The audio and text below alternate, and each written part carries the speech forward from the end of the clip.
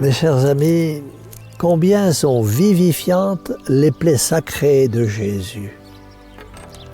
Le Rédempteur étant mort pour nous, pour la restauration de nos âmes, ces saintes blessures nous sont devenues des moyens de guérison qui réparent en nous les pertes causées par le péché.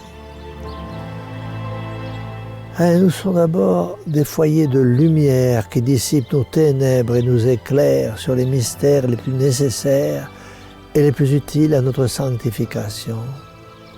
À peine l'incrédule Thomas eut-il touché les plaies du Seigneur, qu'il s'écria plein d'une foi vive, « Mon Seigneur et mon Dieu ».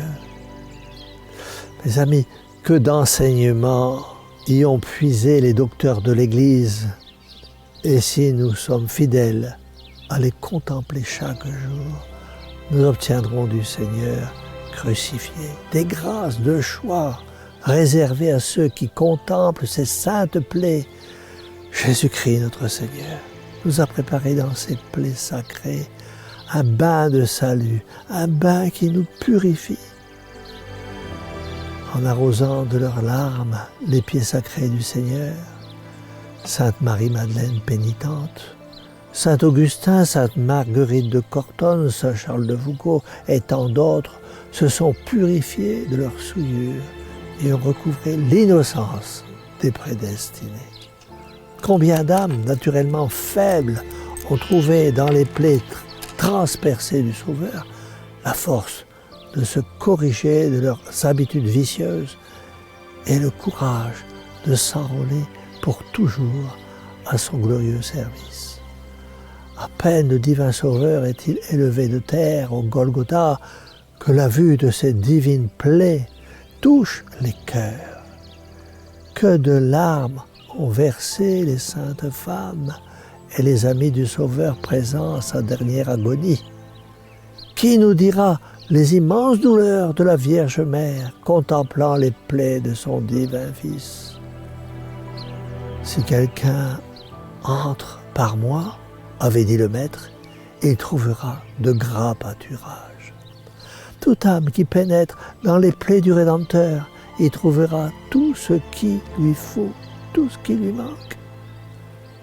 Est-elle pécheresse, chargée de fautes et d'imperfections, elle y puisera des sentiments de contrition, capables de la purifier de toutes ses souillures.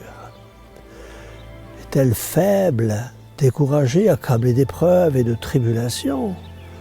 Où pourra-t-elle mieux se consoler, se fortifier, se procurer la victoire, la paix et le salut que dans les plaies de son Sauveur? Lorsqu'une pensée mauvaise, dit saint Augustin, frappe à la porte de votre cœur, je recours aux plaies sacrées de Jésus.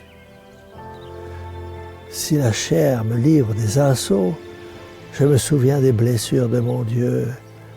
Et quand le démon me prépare des embûches, je fuis dans le cœur même de mon Rédempteur et l'ennemi s'éloigne de moi. Je n'ai trouvé nulle part, ajoute saint Augustin, de remède aussi efficace dans mes maux spirituels que les plaies de l'homme-dieu. Après de tels témoignages, ne devons-nous pas avouer que si nous sommes misérables, c'est de notre faute, nous qui négligeons de faire valoir les trésors enfermés en Jésus-Christ, notre Sauveur, notre unique Sauveur.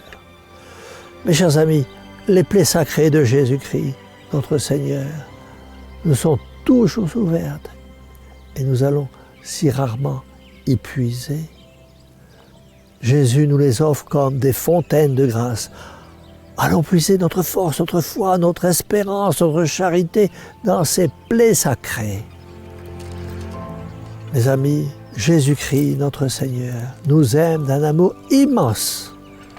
Il a donné sa vie pour chacun et chacune d'entre nous. Il veut que nous soyons sauvés, que nous partagions son bonheur éternel. Mes chers amis, si vous demandez au bourreau qui est la cause du crucifixion de Jésus, ils vous répondront que c'est Pilate. Pilate en accusera les Juifs.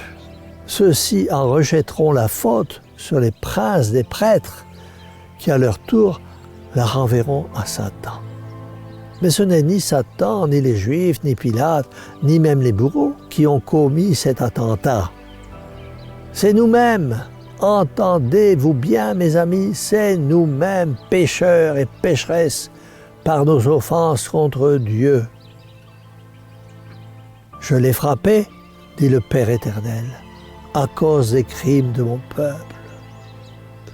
Mes chers amis, que cette méditation sur les plaies sacrées du Seigneur soit en ce mois de juillet consacré au très précieux sang de notre Seigneur Jésus-Christ, pour chacun et chacune de nous, l'occasion de faire pénitence et de réparer nos fautes, et ce du monde entier, en demandant chaque jour à Notre-Dame de la Passion de nous unir davantage à son divin Fils, et de nous introduire dans ses plaies sacrées pour en faire notre demeure.